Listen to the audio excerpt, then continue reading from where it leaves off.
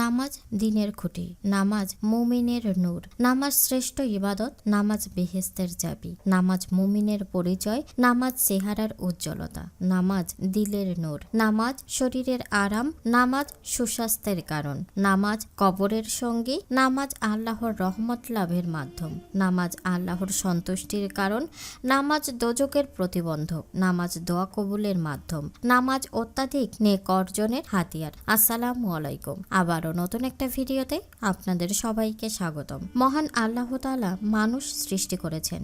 মানুষ সৃষ্টি করার পর মানুষকে কিছু দায়িত্ব দিয়েছেন।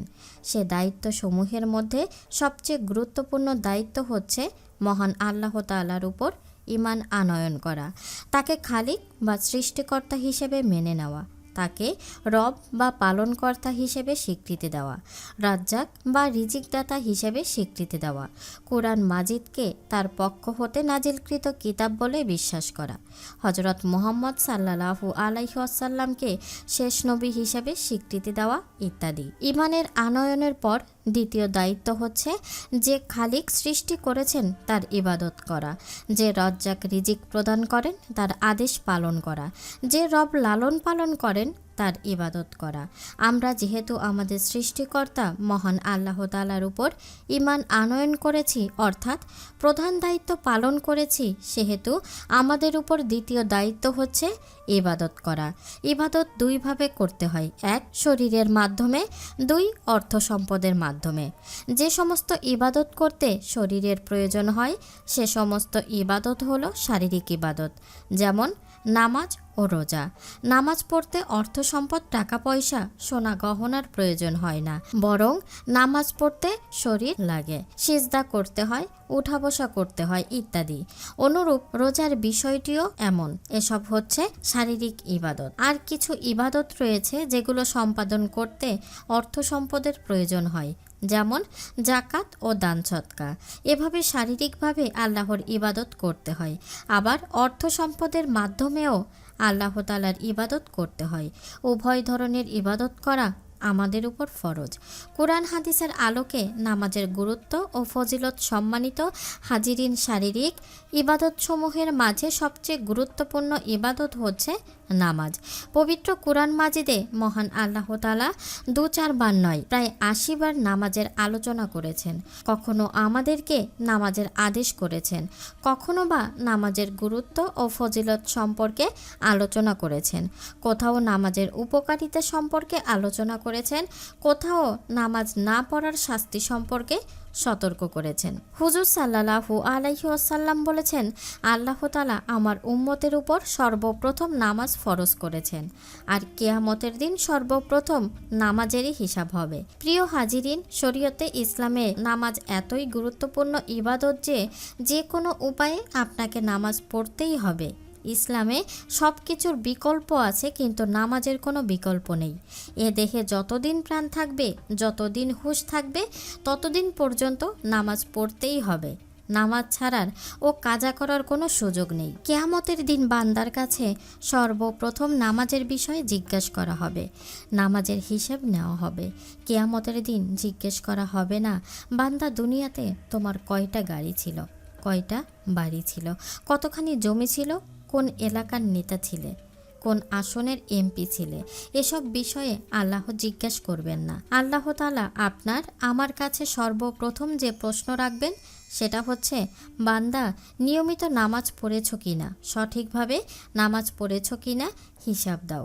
যদি সঠিকভাবে নামাজের হিসাব দিতে পারো তাহলে সে সফলকাম হয়ে যাবে, আর যদি হিসাবে গরমিল হয় তাহলে সে ধরা পড়ে যাবে, সে ব্যর্থ হয়ে যাবে। সহিহ তিরমিজি। আব্দুল্লাহ ইবনে আমর ইবনে আস রাদিয়াল্লাহু তাআলা আনহু থেকে বর্ণিত, তিনি বলেন, নবী সাল্লাল্লাহু আলাইহি ওয়াসাল্লাম একদিন নামাজ সম্পর্কে আলোচনা প্রসঙ্গে বলেন, যে ব্যক্তি নামাজের হেফাজত করবে তার জন্য নূর, দলিল ও নাজাতের উপায় হবে, আর যে ব্যক্তি নামাজের হেফাজত করবে না তার কোনো নূর, দলিল ও নাজাতের ব্যবস্থা হবে না। সে কিয়ামতের দিন কারুন, ফেরাউন, হামান ও উবাইদ ইবনে খালফের সাথে থাকবে। মিশকাতুল মাসাবি, হাদিস নম্বর 5000 78। উলামায়ে কেরাম বলেন, ধন সম্পদের কারণে যারা নামাজ ছেড়ে দিয়েছিল তাদের হাসর হবে কারুনের সাথে। নেতৃত্ব ও রাজনীতির কারণে যারা নামাজ পড়েনি তাদের হাসর হবে ফেরাউনের সাথে। চাকরি বাকরির কারণে যারা নামাজ পড়েনি তাদের হাসর হবে হামানের সাথে। ব্যবসা বাণিজ্যর কারণে যারা নামাজ পড়েনি তাদের হাসর হবে উবাই ইবনে খালফের সাথে। মহান আল্লাহ তাআলা তার সমস্ত ফরমান আসমান থেকে হযরত জিবরাইল আলাইহিস সালামকে দিয়ে দুনিয়াতে পাঠিয়েছেন।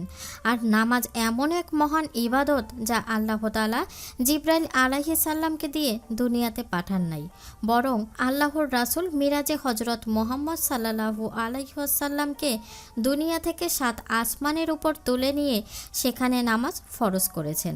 রোজা ফরজ হয়েছে জমিনে আর নামাজ ফরজ হয়েছে আসমানে। জাকাত ফরজ হয়েছে জমিনে আর নামাজ ফরজ হয়েছে আসমানে। অন্যান্য বিধান নাজিল হয়েছে ফেরেশতাদের মাধ্যমে। নামাজের বিধান স্বয়ং আল্লাহ তাআলা সরাসরি রাসূল সাল্লাল্লাহু আলাইহি ওয়াসাল্লামের কাছে বুঝিয়ে দিয়েছেন। নামাজ ফরজ করার পর আল্লাহ তাআলা ওয়াদা করেছেন। রাসূলুল্লাহ সাল্লাল্লাহু আলাইহি ওয়াসাল্লাম বলেছেন, আল্লাহ তাআলা বলেন, হে মুহাম্মদ, আমি তোমার উম্মতের উপর 5 ওয়াক্ত নামাজ ফরজ করে দিলাম। আর আমি ওয়াদা দিলাম, যে ব্যক্তি এই 5 ওয়াক্ত নামাজ নির্ধারিত ওয়াক্তে আদায় করবে আমি আল্লাহ তাকে জান্নাতে প্রবেশ করাবো। আর যে ব্যক্তি নামাজের হিসাব করবে না তার জন্য আমার কোনো ওয়াদা নেই। ইবনে মাজাহ হাদিস নম্বর 430। কিয়ামতের দিন লক্ষ কোটি বনি আদম যখন বিচারের মাঠে উপস্থিত হবে, আল্লাহ তাআলা তখন জিজ্ঞেস করবেন, দুনিয়ার বুকে কারা আমাকে সেজদা করেছো? হাত উঠাও। সেদিন সবাই হাত উঠাবে, আমরা সেজদা করেছি। নামাজি বেনামাজি কাফের মুশরিক সবাই হাত উঠাবে, কেউ বাদ থাকবে না। তখন আল্লাহ তাআলা বলবেন, ঠিক আছে, তাহলে পরীক্ষা হয়ে যাক। এই মুহূর্তে সবাই আমাকে সেজদা করো। তখন সবাই আল্লাহু আকবার বলে সেজদায় চলে যাবে। সবাই যখন সেজদায় চলে যাবে, একদল মানুষ তখন দাঁড়িয়ে থাকবে, সেজদা করতে পারবে না, শত চেষ্টা করেও সেজদা করতে পারবে না। তাদের মেরুদণ্ডের হাড্ডিটা কাঠের মতো শক্ত হয়ে যাবে। তারা কারা জানেন?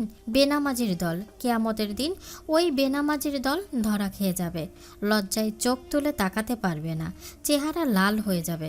আল্লাহ তাআলা তাদের বলেন, সেদিন রহস্য উদ্ঘাটন হয়ে যাবে। তখন তাদের সেজদা বনত হওয়ার আহ্বান জানানো হবে। এসব হতভাগা ব্যক্তি কিন্তু সেদিন সেজদা করতে সক্ষম হবে না। সূরা কলম আয়াত 42। ওই সব লোককে নামাজের জন্য দৈনিক 5 বার আমার ঘর মসজিদ থেকে ডাকা হতো, কিন্তু তারা সুস্থ সবল থাকা সত্ত্বেও নামাজে আসতো না। সূরা কলম আয়াত 43। ওই বেনামাজিদেরকে যখন জাহান্নামে নিয়ে যাওয়া হবে, জাহান্নামের ফেরেশতা জিজ্ঞেস করবে, ওরে হতভাগার দল, তোরা জাহান্নামে কেন আসলি? জাহান্নামে তো কোনো ভালো মানুষ আসে না, তোদের অপরাধ কি? তারা বলবে, আমাদের অপরাধ হচ্ছে আমরা দুনিয়াতে মুসল্লি ছিলাম না, আমরা হলাম বেনামাজির দল। এই নামাজ না পড়ার কারণে আজ আমাদের এই দুরবস্থা। সূরা মুদ্দাসির আয়াত 33 থেকে 44। আবু যর রাদিয়াল্লাহু তাআলা আনহু থেকে বর্ণিত, তিনি বলেন, এক শীতের মৌসুমে নবী করিম সাল্লাল্লাহু আলাইহি ওয়াসাল্লাম বের হলেন, আর তখন গাছের পাতা ঝরে পড়ছিল। তিনি একটি গাছের 2টি ডাল ধরে নাড়া দিলেন, ফলে গাছের পাতা ঝরতে লাগলো। হযরত আবু যর রাদিয়াল্লাহু তাআলা আনহু বলেন, তখন রাসূলুল্লাহ সাল্লাল্লাহু আলাইহি ওয়াসাল্লাম আমাকে ডাকলেন, হে আবু যর। উত্তরে আমি বললাম, হে আল্লাহর রাসূল, আমি উপস্থিত। তিনি বললেন, নিশ্চয়ই আল্লাহর কোনো মুসলিম বান্দা যদি আল্লাহর সন্তুষ্টির বিধানের জন্য খালিস মনে সালাত আদায় করে, তখন জীবন থেকে তার গুনাহসমূহ এভাবে ঝরে পড়তে থাকে যেভাবে গাছের পাতা ঝরে পড়ে। সহিহ আহমদ। ভিউয়ার্স, আশা করছি কোরআন হাদিসের আলোকে নামাজের গুরুত্ব ও ফজিলত সম্পর্কে কিছুটা ধারণা আপনাদের দিতে পেরেছি। আবারও নতুন একটা ভিডিও দেখার আমন্ত্রণ জানিয়ে আজকের মতো এখানেই শেষ করছি। আল্লাহ হাফেজ।